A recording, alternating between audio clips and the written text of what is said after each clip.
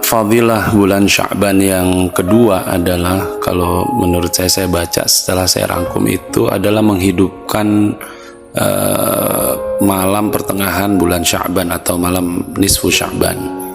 Ini para imam mengatakan kalau bulan Rajab keutamaannya itu ada di awalnya, kemudian bulan Sya'ban itu fadilahnya ada di tengahnya, yaitu di malam nisfunya, pertengahannya. Kemudian kalau bulan Ramadan itu mulianya di akhirnya, di 10 malam terakhirnya gitu ya, sampai dikatakan ada itqum minan nar gitu, pembebasan dari api neraka. Maka yang kedua untuk bulan Sya'ban ini yang hendaknya kita kerjakan adalah menghidupkan malam pertengahan bulan Sya'ban. Ini hadisnya banyak banget dah yang sudah kita baca di Matjar Ar-Rabi itu.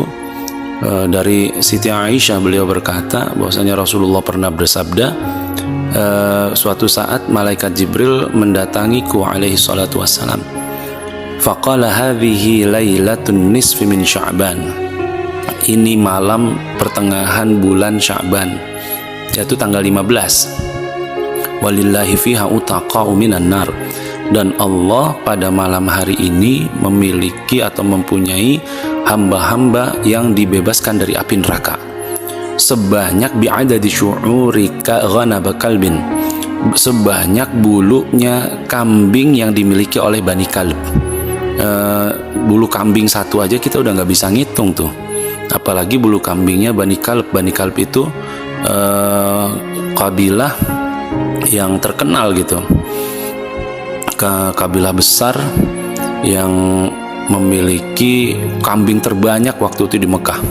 Itu jadi satu kambing aja kita udah nggak bisa ngitung, apalagi kambing yang dimiliki oleh kabilah Bani Kalb. Jadi sangat banyak sekali.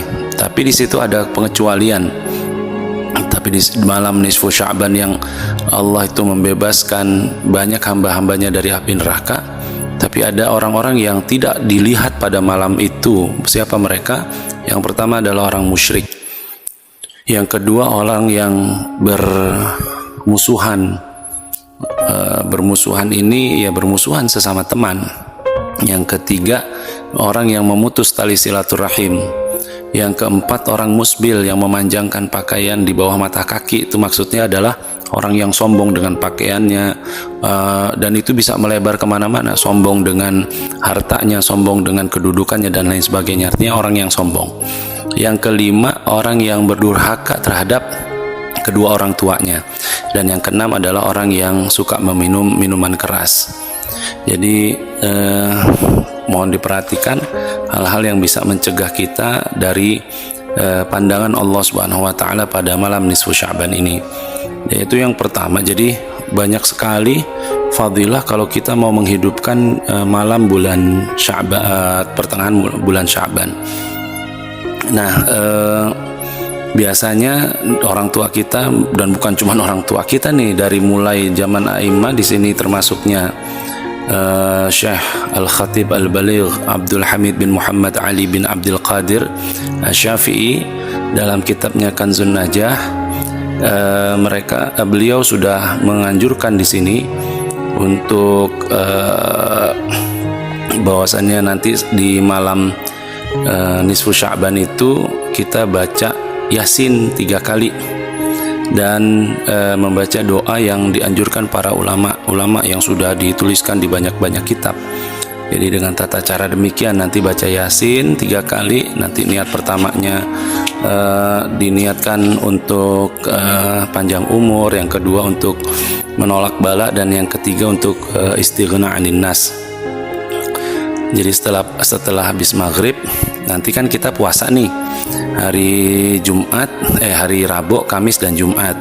Jadi Jumat nanti buka bersama di masjid.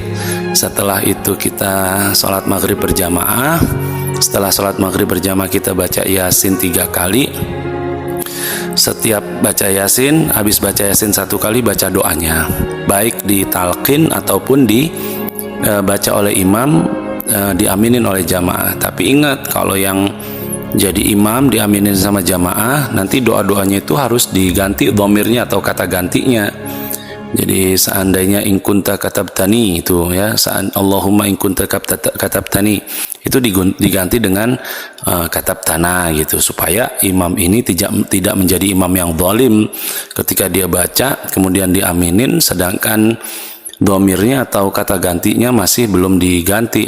Ya Allah, jika kau tuliskan saya, jadi kalau saya diaminin sama jamaah ini jadi imam yang zalim. Jadi itu ya, habis maghrib kita baca Yasin 3 kali, terus baca doa. Setelah itu nanti malamnya kita nanti akan coba untuk sholat tahajud dan sholat tasbih, dan ditambah wirid.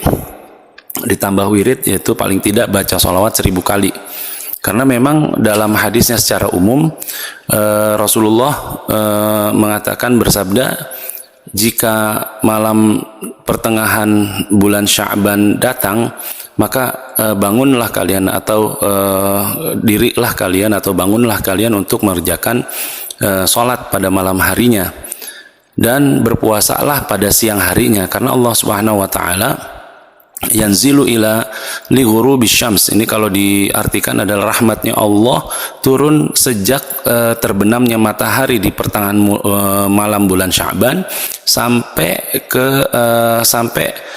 terbitnya fajar. Dan di situ Allah bertanya kepada semua makhluknya, adakah orang-orang yang meminta ampun biar aku ampuni, kemudian meminta rizki akan aku beri rizki, yang diberi bala maka akan dicukupi oleh Allah, dan banyak sekali permintaan yang akan diijabahi oleh Allah. Makanya dinamakan dengan malam mustajab. Jadi ada, ini hadisnya terkenal sekali, ada 5 malam yang kalau orang itu berdoa pasti diijabah oleh Allah Subhanahu wa taala, yaitu diantaranya adalah malam pertengahan bulan Sya'ban. Jadi ada malam Jumat, malam Idul Fitri, malam malam nisfu Sya'ban, malam bulan Rajab tanggal 1, ada malam Tarwiyah, malam Arafah. Jadi jadi banyak ini ya, 5 malam yang tidak akan ditolak doanya oleh Allah Subhanahu wa taala. Malam Jumat, malam awal Rajab, malam nisfu Sya'ban, malam Qadar, Lailatul Qadar, dan 2 malam Id, yaitu Idul Fitri dan Idul Adha. Jadi malamnya kita coba akan tahajud dan kita akan baca wirid. Jadi tahajudnya jangan jam 3:30, nanti jam 3 insya Allah ya kita kerjain, supaya kita bisa baca wirid, paling tidak baca sholawat 1000 ditambah yang lain ya. Nanti akan di bagian ketiga akan saya jelasin tentang apa yang harus kita lakukan di bulan Sya'ban ini. Jadi yang pertama tadi udah puasa, yang kedua kita menghidupkan malam Sya'ban ini dengan baca Yasin nanti setelah maghrib, kemudian dengan malamnya dengan tahajud gitu ya, ditambah dengan zikir. Apa kemuliaannya nanti akan saya jelaskan.